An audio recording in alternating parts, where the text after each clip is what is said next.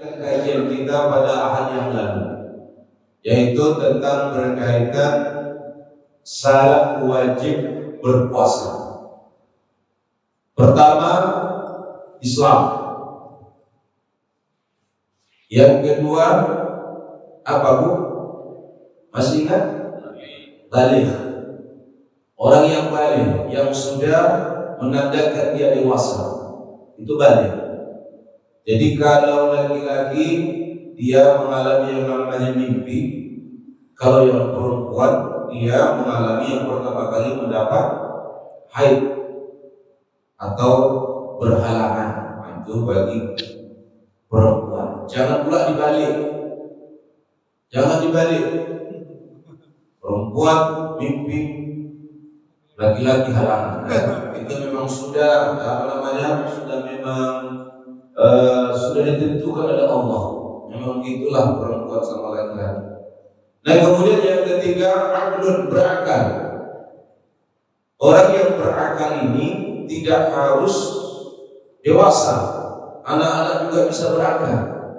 Seperti yang saya contohkan kemarin, jika ada di depan kita suatu benda berbentuk uang, sebelah sini 50.000, sebelah kiri 100.000. Kira-kira Bapak Ibu kita pilih yang mana? 50.000 atau 100.000? Hah? Oh ya, setelah ini saya bilang buat Bapak ya. Masih ingat Bapak ya? Iya, kalau suruh pilih, dia pasti pilih angka yang banyak. 100.000. Kenapa? Jumlahnya besar. Nah, itu menandakan dia berakal. Dan ini Bapak Ibu pernah terjadi pada Nabi Musa alaihissalam. Nabi Musa waktu dia bayi itu kan digendong oleh Fir'aun. Kan bapak angkatnya Fir'aun itu Nabi Musa. Diangkat, digendong.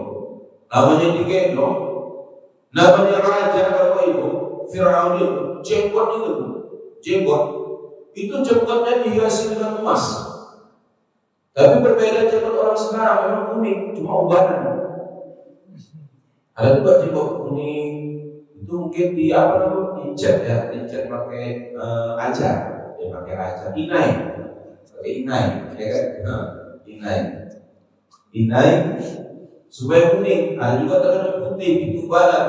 Tapi Fir'aun itu dia jenggotnya bercahaya karena dihiasi dengan emas. Namanya raja. Jadi Nabi Musa ini karena namanya anak-anak, dipegangnya jenggot Nabi Musa, dipegang. Ditariknya kuat-kuat, lalu dilepaskannya. Bekas pegangan Nabi Musa itu, bekas tangannya dipegang di jenggot itu, tiba-tiba putih, hilang emasnya. Jadi berapa jenggotnya? Kuning, putih, kuning. Bayangkan, kan jelek itu ya. Nah, jelek. Jadi Fir'aun karena melihat anak ini mau dibunuh. Nah ini, karena pada saat itu perintah Fir'aun, semua anak bayi laki-laki yang lahir bunuh. Karena Nabi Musa ini yang mendapatkannya istri Fir'aun. Siapa nama istri Fir'aun itu? Ibu kenal? Hah? Siapa? Zaskia orang di sini. Siapa namanya? Asia. Karena Asia lagi mandi di pinggir kolam, tiba-tiba nampak ada satu penganyam di sungai, diambilnya ternyata bayi. Diambilnya seperti anak angkat dipelihara. Itulah anak yang diselamatkan pada saat itu. Kenapa? Karena dicari sama pasukan Fir'aun itu supaya dibunuh setiap laki-laki, anak laki-laki yang baru lahir. Dan jadi dites, ini harus dibunuh, kata Fir'aun. Bunuh anak ini. Apa kata istrinya ini? Kalau memang anak ini sudah berakal, kita tes saja anaknya. Dites Bapak Ibu. Letakkan di sebelah satu benda, satu tempat itu emas. Satu lagi tempat yang isinya api. Jadi kan kalau kita lihat sekilas saja kan benda emas sama api ini kan kalau kita lihat dari jauh warnanya agak sama. Nah, jadi dites lah. Dites, disuruh Nabi Musa itu merangkak, diletakkan depan dia. Yang mana nanti yang dia pegang? Yang mana dipegang nanti oleh Nabi Musa? Bayi ini tadi. Itulah Bapak Ibu, dengan memang Allah itu memang Nabi itu adalah anak bayi, itu adalah memang Nabi Musa yang memang diselamatkan, dijaga oleh Allah.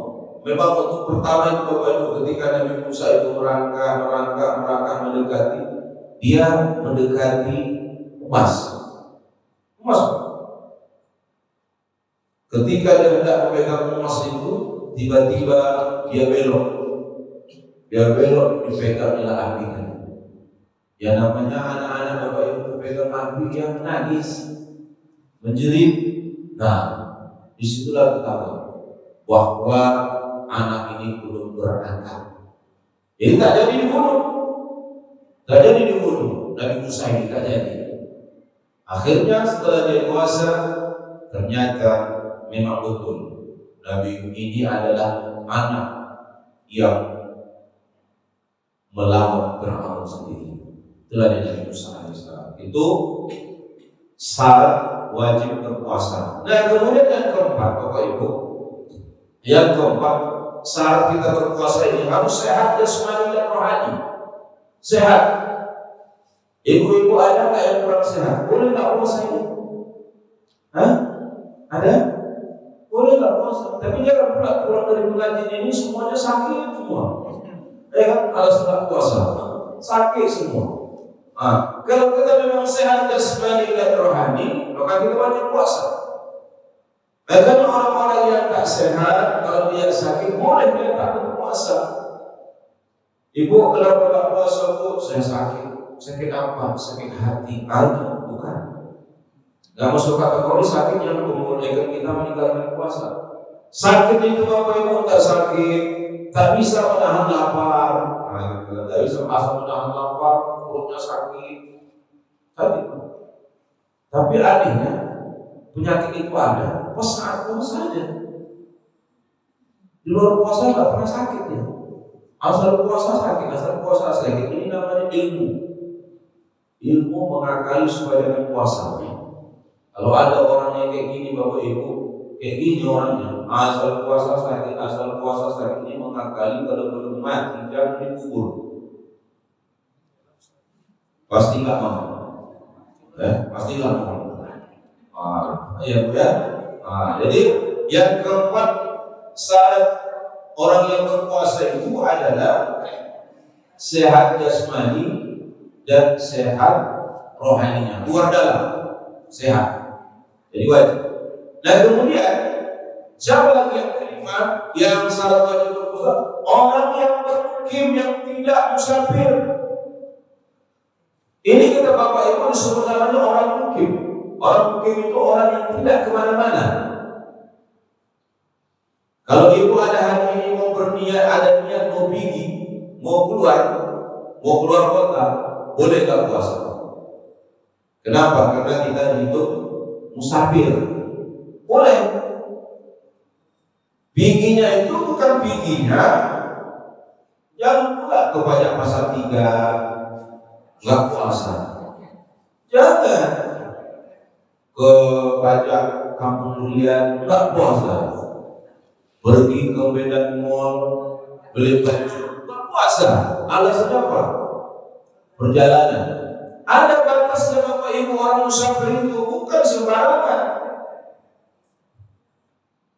Kalau dia perginya itu jaraknya minimal itu 89 km, jarak minimal.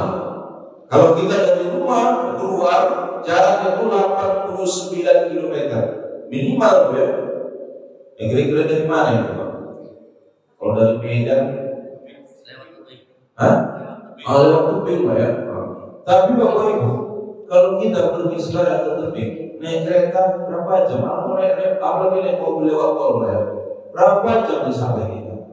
Memang itu adalah keringanan yang Allah berikan kepada kita. Rukhsah namanya, keringanan yang Allah berikan. Boleh kita tak puasa, boleh kita namanya mengqashar dan menjamak sholat. Kan itu Pak, bagi orang yang musafir. Tapi terkadang kebanyakan orang, banyak yang tidak mau sholat, banyak yang tidak mau berpuasa karena alasan apa? Capek. Nah, ini tidak boleh, padahal Allah memberikan keringanan kepada kita.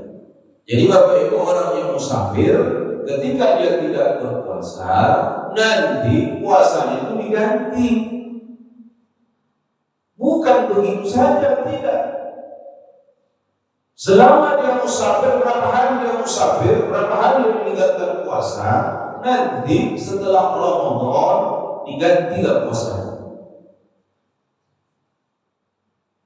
Tapi jangan menggantinya Bapak Ibu di saat 2 hari raya, jangan. Ya terkadang, mohon maaf ibu-ibu, orang-orang tua saya, kalau mau puasa 6 hari di bulan Syawal, jangan 2 hari, pas 2 hari, jangan ya. Memang itu sudah boleh kita berpuasa, tapi jangan di waktu hari yang kedua. Kenapa? Orang masih ramai, tamu masih banyak, orang masih mau berkunjung ke rumah kita. Kita dalam keadaan puasa, datanglah tamu, memang kita suguhkan makanan minuman, itu bagi yang mengerti. Terkadang ada orang datang tamu, tak ada dikeluarkan kue apa sekali. Tamunya pun bingung, ya, hari raya kedua, masa nggak ada apa-apa? Bu, nggak ada kue, nggak ada minuman. Kenapa tidak ada tamu lagi? Aku kan puasa, nggak boleh. Menghormati tamu, memuliakan tamu itu lebih besar pahalanya daripada kita puasa. Jadi puasa itu nanti Bapak Ibu, puasa 6 hari di bulan Syawal, tunggu saat-saat agak sepi, tamu tidak ada, orang kira tidak datang. Kapan itu? Ya kalau bisa di bulan habis Ramadan, Syawal, habis Syawal bulan apa itu? Bulan Zulqa'dah. Habis Zulqa'dah, Zulhijjah. Ada lagi Bu? Ada lagi? Hah? Ada? Apa Zulkifli? Kok Zulkifli? Ada lagi ibu yang saya tanya? Zulqa'dah, Zulhijjah, Zulaikha, Zulfikar katanya. Zulqa'dah, Zulhijjah, habis. Jadi kalau Bapak Ibu mau puasa 6 hari di bulan Syawal, tunggulah di penghujung. Nah, yang penting 6 hari. Jangan pula lewat. Sambungnya 3 hari masuk Zulqa'dah. Tak boleh. 3 hari di bulan Syawal, 3 hari di bulan Zulqa'dah, enggak boleh. Enggak ada itu Syawal di bulan Zulqa'dah atau Zulhijjah. Jadi tetap dia di bulan Syawal. Jadi maksud saya, ketika kita sedang berpuasa sunnah, ada tamu yang datang, kita dianjurkan lebih bagus kita membatalkan puasa kita. Kenapa? Menghormati tamu itu hukumnya wajib. Kita sekarang kurang menghormati tamu. Begitu tamu itu datang, Assalamualaikum, Waalaikumsalam. Seolah-olah nggak senang kita di rumah kita didatangi orang. Lama tamu itu berdiri depan pintu. Seharusnya kita Bapak Ibu punya adab. Kita ahli baik itu baru masuk. Baru kita masuk Pak. Kalau belum disuruh masuk, jangan masuk. Kalau nggak disuruh masuk, ya pulang aja. Pulang aja, iya.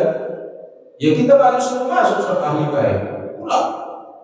Tapi kita seharusnya yang punya rumah harus tahu etika dan adab kita menerima tamu. Dan yang datang pun harus tahu adab juga. Nah gitu ya. Harus dua-dua beradab ini. Yang punya rumah beradab, yang datang pun harus beradab. Datang, masuk, baru kita masuk. Duduk, baru kita duduk. Disuguhkanlah bawahnya minum makanan, dipersilakan, baru kita persilakan. Ini tidak. Begitu tamu datang diplototin. Ada apa kau datang? Jangan-jangan kau datang baru punya duit ya. lari tamu, lari tamu. Padahal dia datang mengantar duit, ya kan? Mengantar duit bukan pinjam duit. Nyesal lagu dia tadi. Supaya datang mengantar duit dia. Nah, jadi terima tamu itu dengan baik. Nah, jadi Bapak Ibu, musafir, bagi orang yang musafir itu tidak wajib berpuasa, boleh dia tidak berpuasa pada hari itu. Tapi bagi kita yang bermukim, wajib kita berpuasa. Nah, apalagi syarat wajib berpuasa? Yang selanjutnya adalah kalau kita, terutama Bapak Ibu-ibu yang bersih, yang tidak sedang haid atau sedang nifas, itu syarat wajib puasa. Jadi kalau bersih wajib, tapi ketika sedang berpuasa dapat haid berhalangan, hentikan puasanya. Berarti tidak boleh berpuasa, haram hukumnya ya, haram. Dan yang terakhir syarat wajib berpuasa itu adalah dia mampu berpuasa. Terkadang ada orang sehat tapi tak mampu berpuasa. Jadi Bapak Ibu yang terakhir syarat wajib berpuasa itu dia mampu melaksanakan ibadah puasa. Macam Bapak Ibu inilah, selain sehat jasmani dan rohani, mampu melaksanakan puasa. Jadi Bapak Ibu saya ulangi, syarat wajib puasa yang pertama Islam, balik, berakal, kemudian sehat jasmani dan rohani, kemudian tidak dalam keadaan musafir, kemudian suci daripada haid dan nifas atau daripada hadas besar, kemudian yang ketujuh dia mampu melaksanakan puasa.